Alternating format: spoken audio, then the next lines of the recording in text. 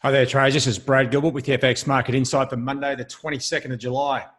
All right, now as we come into the Monday Open, just at the start of the Asian session here, now it's pretty obvious you need to probably take a little bit of time to work out what's going on, right? We just start at the start of the Asian session.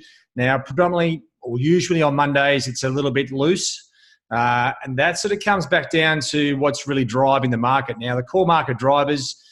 We've got the standard China-US trade, Brexit. But this, obviously, the Iranian situation with the commandos taking over that UK oil tanker is going to cause a lot of confusion and issues, international issues. So this is on top of like Thursday, right? North American session. John Williams, the second in charge at the Fed, came out. I don't know if he was drunk, but sort of suggesting a very aggressive rate cut policy needs to be put in place, and the market sort of instantly factored in a 50-point rate cut, which is ludicrous because the data doesn't even suggest that. Now, James Bullard has come out and a few other Fed guys came out on Friday saying, no, he's crazy, blah, blah, blah. We don't need that. Maybe 0.25%. And across the actual Fed itself, if I just sort of bring you across to the sort of news pages, you can start to see where that fracture is in the actual Fed. Now, this gets a little bit confusing. We had this, let me just make that a bit thicker. So the interest rate cut at the top. So the chance of a 50-point basis cut, right, that would be under extreme circumstances they would do that. Now, as I said, the employment numbers, the CPI, all the data suggests that everything's pretty much on track in the US. Now, they are preempting a bit of a slowdown, obviously, with the US-China trade issue and a few other geopolitical events.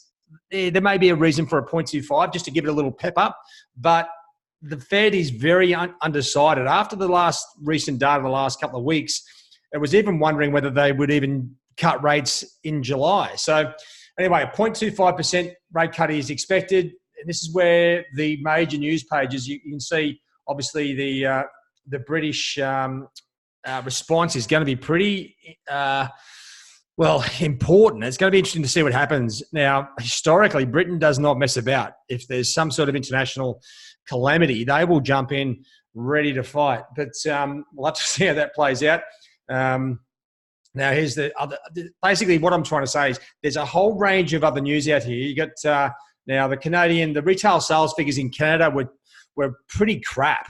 I'm expecting plus 0.3%, came out minus 0.1. Dollar CAD shoots to the top side. It's back in the range, and it's all a little bit loose. Obviously, Brexit here as well coming in. Now, we've got that decision this week, who's going to be the next PM of the UK. So there's a lot of negative sentiment floating around about Boris Johnson. So we'll have to see how that plays out as well. So when you weigh it all up, if I just bring you back to the MyFX Trading Hub, you're looking at the overall sentiment. Now, the dollar index itself is a little bit undecided where it's going. Now, it has bounced, obviously, after Thursday's Williams comments. It's bounced back into the range. We've got a little bit of negative sentiment here on dollar yen and dollar Swiss, but they haven't gone far. They sort of come back into the range, but still just below support levels. And then you look at the rest of the pairs. It's a bit of a dog's breakfast with the surprise, the Antipodeans, the Aussie and the Kiwi, still poking their head up on the hourly and daily charts, right? Now, it looks like they could go a bit further, but you know what? As we know, the sentiment from those two central banks is negative. If the Fed are cutting rates, I can tell you everyone else is going to cut rates. So it's a bit of a who's chasing who at this point. Now, when we come in to look at the major opportunities, I'll come to the charts in just a second, but you're looking at the major opportunities this week, or the extremely high impacting ones. We don't really have anything until Thursday. Okay, you got the RBA governor speaking. The key event for the whole week will be the ECB. Okay, as far as the central bank macroeconomic fundamentals, but the real drivers are going to be the geopolitical ones, especially the US-UK-Iran conflict. You can expect that to create a little bit of confusion. And with no major US data coming out, what we have to do is wait and see what the rhetoric from the Fed is as we go forward. Now, just having a quick look at the data from Friday, the major release was, as I mentioned, the Canadian retail sales figures, much weaker than expected. And that was the real catalyst if you weren't sure what happened, if I just look at dollar CAD here, you can see it massively took off very quickly. You sort of rallied about 60, 70 points on Friday and then settled straight back into the range. But noticeably, look at oil. It's back at $56. So like this dollar CAD has just been ranging in pretty choppy conditions for some time, almost a month. And then you come back into oil is the main driver. So if you take out these other geopolitical events, what we should see is dollar CAD move to the top side. And that's a little bit different to the overall picture. When you look at the CAD, if I just come back into the overall CAD view, you look at the choppy trading activity here on dollar CAD. Now, overall, on the dailies, it's down. On the weeklies, it's lower. But the trading activity on the hourlies is somewhat crazy. Does it go up? Well, on the dailies, it's in the middle of nowhere, right? So there is a chance for it to move higher, although oil is still within recent ranges. Now, let's just get back to the rest of the major pairs, because what I want to explain to you is we don't have really great trading opportunities, and they're very, very short at the moment. Like Aussie and Kiwi, right? They're sort of just trading higher, and you can see the Kiwi just trading sideways through that really short-term support trend line. It's, we don't really have like something tangible. It's not like the RBA and the RBNZ have got a real positive tone. The economies are going great guns. They are not. So all we're seeing is in these pairs is ricochet reactions to comments from the Fed, Trump, and other geopolitical events, and they are very short-term based at this point. Like you look at dollar yen, right? So there's the Iran conflict is going to play into dollar yen, which, that's safe haven trade. But if you look at the price action here, this is part of Williams' comments combining with the US shooting down that drone. And then you've got the consequent bounce back as Fed officials sort of went to sort of repair what Williams sort of said, freaking out the market. Euro, well, we've got a bit of a quadruple top here at 112.85, but it's sort of trading sideways in about an 80-point range. And obviously Brexit with sterling, it's doing its own sort of thing, but this is where the UK is going to really come into play with this Iranian issue. So we're going to see how that plays out. To me, I'm not looking particularly to get into sterling because it's so loose and you just do not know where the direction is coming from. Is it the Brexit issue? Is it the economic numbers out of the UK? Or is it now this Iranian conflict? So we've got a few things to work through. And I've widened out the CAD there, as you can see. Its price activity is pretty loose, but it is forming a bit of a base down here around 130.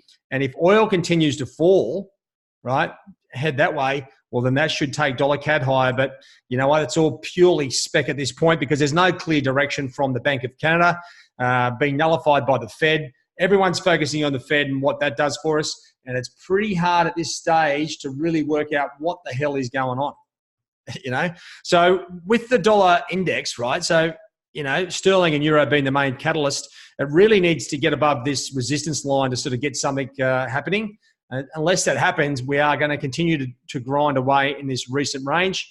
And the dollar yuan, well, it's just trading sideways as the US-China issue takes a backseat to the Fed talk, to the Iranian conflict, and also Brexit. With these other events up, the media doesn't need to push it. So, you know what? The event just goes to sleep until they rehash it again, right? And Trump's got his hands full, which is exactly what Trump would love. He'd love this international chaos, because it deflects away from his domestic issues, which he's still pushing this his rhetoric against those 4 congresswomen, and that doesn't seem to be a very smart play at all.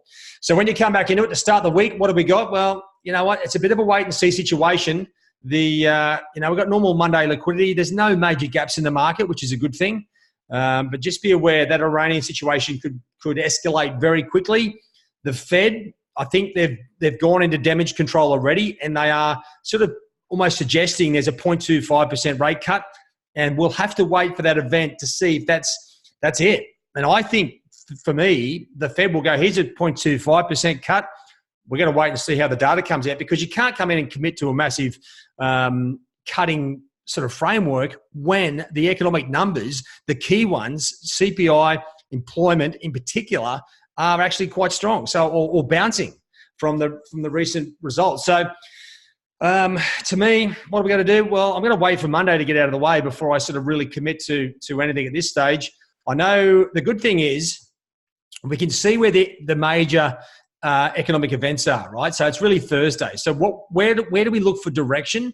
Well, this is where your charts come into play and the overall bias from the central banks. Of course, we don't have a hell of a lot to work with, and the rest of it's geopolitical. So, if you can't work that out, basically wait and see. We're going to have better trading opportunities this week. Just let the markets open up Monday and we'll play it out from there. I think it's going to be a little bit loose to start with because there's no clear direction with any of the major numbers. And that's where you need to come back into and start to look through the other peripheral numbers that are coming out to really get some ideas. And we've got some, some second tiered numbers like the existing house prices, and also some trade balance figures out of New Zealand, etc. There are some peripheral numbers. Have a look at those. The market will be eyeballing those very closely to see where the first initial move for the week comes from. All right, guys, not much more I can actually tell you about that, but let's see how this thing plays out.